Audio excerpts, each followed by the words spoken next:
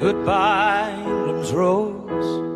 May you ever grow in our hearts. You were the grace that placed yourselves where lives were torn apart. You called out to our country,